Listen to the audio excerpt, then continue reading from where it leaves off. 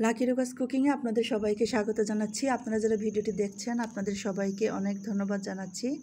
আমার ভিডিওগুলোর রেসিপিগুলো যদি ভালো লাগে তাহলে অবশ্যই একটা লাইক কমেন্টস করে পুরো ভিডিওটি দেখে নেবেন আর অবশ্যই শেয়ার করে দেবেন।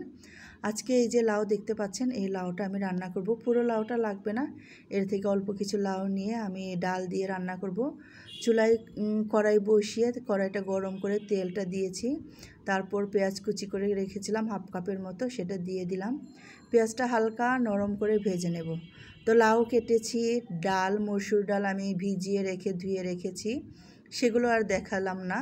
মসুর ডালটা আমি প্রায় 1.5 ঘন্টার মতো ভিজিয়ে রেখেছি, তারপর ভালো করে ধুয়ে নিয়েছি। রসুন পেস্ট দিয়ে দিচ্ছি, আদা আর রসুন আমি একসাথে পেস্ট করে নিয়েছি।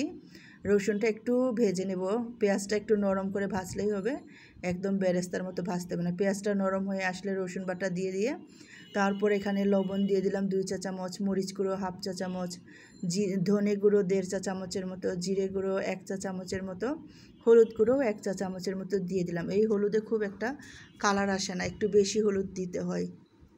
কিছু হলুদ আছে অল্পতেই কালার আসে, কিছু হলুদ আসে কম কালার আসে। তো মশলা দিয়ে কিছুক্ষণ নাড়াচাড়া করে ঢেকে মশলাটা খুব ভালো করে কষিয়ে নিচ্ছি, যাতে মশলার গন্ধটা একদম চলে যায়। মশলাটা যখন খুব ভালো মতো কষানো হয়ে আসবে, তেলটা যখন মশলা থেকে ছেড়ে আসবে, এর মধ্যে আমি যে ডাল মসুর ডাল ভিজিয়ে ধুয়ে রেখেছি সেটা দিয়ে দিলাম। খুব ভালো করে ধুয়ে নিয়েছি আর আমি 1.5 ঘন্টার মতো ভিজিয়ে রেখেছি ডালটা।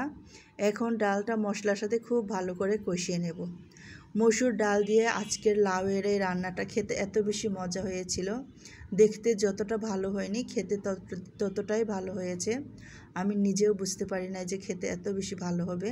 তো এই রান্নাটা যেমন ভাতের সাথে খেতে অনেক ভালো লেগেছে, ঠিক তেমনি এটা কিন্তু রুটির সাথে খেতেও অনেক বেশি ভালো লাগবে, সকালের নাস্তায় অনেক ভালো লাগবে। তো ডালটা আমি খুব ভালো করে কষিয়ে নিয়েছি, ঢেকে রান্না করেছি ডালটা খুব ভালো করে কষানো হওয়ার পর তারপর কিন্তু আমি লাউটা দিয়ে দিয়েছি। লাউটা দিয়ে খুব ভালো মতো ডালের সাথে মিশিয়ে অনেকক্ষণ ঢেকে রান্না করেছি আর মিডিয়াম আঁচে রেখেছি। তো আমি ভেবেছিলাম হয়তো লাউ থেকে পানি বের হবে, কিন্তু লাউ থেকে একদমই পানি বের হচ্ছে না। কিন্তু লাউটা একদম নরম ছিল, যখন আমি কিনেছি কেটেছি খোসাগুলো একদম নরম ছিল। তো লাউটা যেহেতু পানি বের হয় নাই আর এতটাও নরম হচ্ছে না, তাই আমি একটু বেশি করে পানি দিয়ে দিয়েছি। যদি আপনারা দেখেন আপনাদের লাউটা নরম, লাউ থেকে পানি বের হয়ে আসছে, তখন কিন্তু এত বেশি পানি দেওয়া লাগবে না, এটা লাউয়ের উপর নির্ভর করে। তো লাউয়ে আমি একটু বেশি পানি দিয়ে সিদ্ধ দিয়েছি। আমার যেটা হয়েছে বাসায় আজকে অনেক গ্যাস কম, মাঝে মাঝে এরকম হয়, গ্যাস কম থাকে মাঝে মাঝে ঠিক থাকে। তো গ্যাস কমে রান্না করছি, তাই পানিটা শুকাতে একটু সময় লাগছে।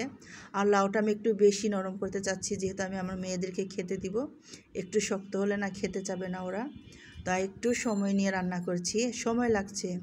তো এই যে আমি আবার মরিচ দিয়ে কিছুক্ষণ রান্না করলাম, কারণ পানি অনেকটাই রয়ে গেছে, পানিটা একটু ভালো করে শুকিয়ে রান্না করে নিয়েছি। এই যে দেখেন আমি মরিচ দেওয়ার পর কিছুক্ষণ ঢাকনা দিয়ে রেখেছি, সুন্দর একটা স্মেল আসছে ডাল থেকে, লাউ থেকে, আর দেখতেও অনেক সুন্দর লাগছে আর খেতেও ভালো হয়েছিল। তো এই যে আমি পানি এরকম হয়ে আসলে নামিয়ে বাটিতে ঢেলে নিচ্ছি। তো এতক্ষণ আমার সাথে থাকার জন্য, আমার রান্নার পুরো ভিডিওটি শেষ করে দেখার জন্য আপনাদের সবাইকে ধন্যবাদ জানাচ্ছি। অবশ্যই রান্না করে খাবেন, ভালো থাকবেন।